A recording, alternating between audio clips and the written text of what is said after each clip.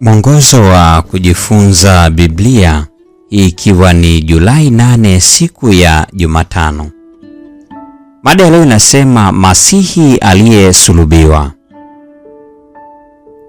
Paulo aliandika kwamba Wayahudi wanataka ishara na Wayunani wanatafuta hekima.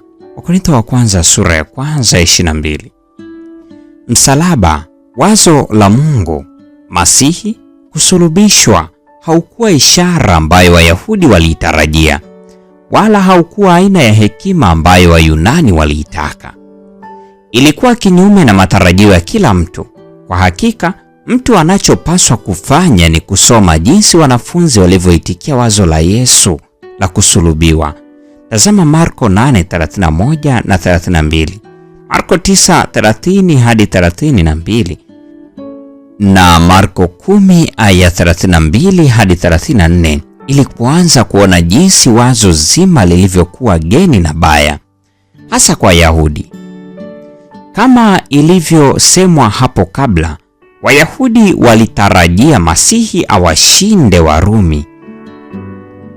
Hilo si lililotokea, angalau si katika maana ya kijeshi ya kidunia ya kushinda.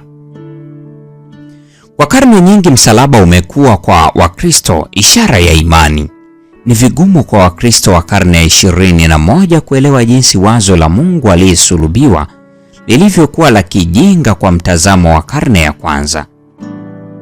Hata hivyo, ni kwa sababu huu ulikuwa ujumbe wa kushtua sana unaofanya ustahili tafakari yetu ya kina.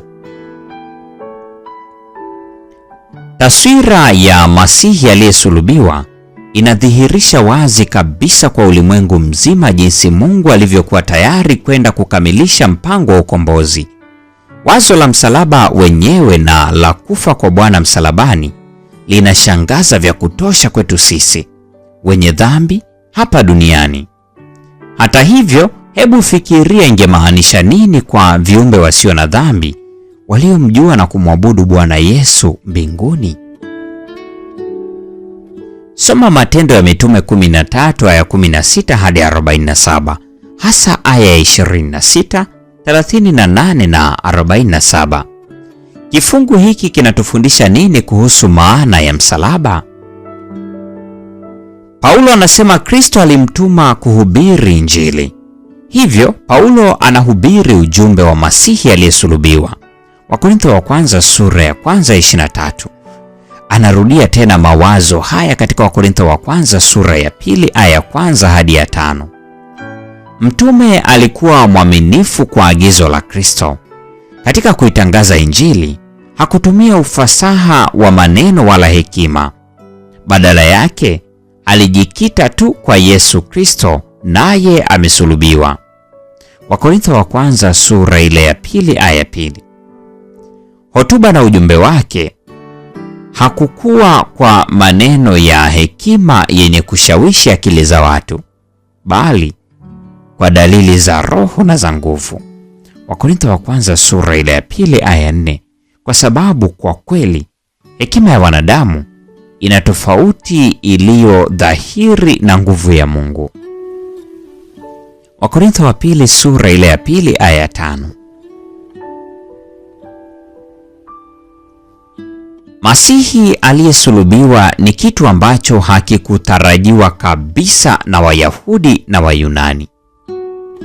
Hili linatuambia nini kuhusu ukweli kwamba Mungu huwa hatendi kwa namna tunavyotarajia? Kwa nini hii ni dhana muhimu kufahamu, hasa wakati mambo yanapokuwa hayaendi jinsi tunavyotarajia? Mpendwa wa mfuatiliaji wa mfululizo wa masomo haya mwongozo wa kujifunza Biblia, leo ni Julai 8 siku ya Jumatano, mada ikisema Masihi aliyesulubiwa. Na kwa nukta hiyo ndio tutakuwa tumefikia tamati ya tafakari ya mada hii nzuri siku ya leo. Neema ya Bwana wetu Yesu Kristo, pendo la Mungu na ushirika wa Roho Mtakatifu dumu kwa pamoja nasi sasa na hata milele. Amina.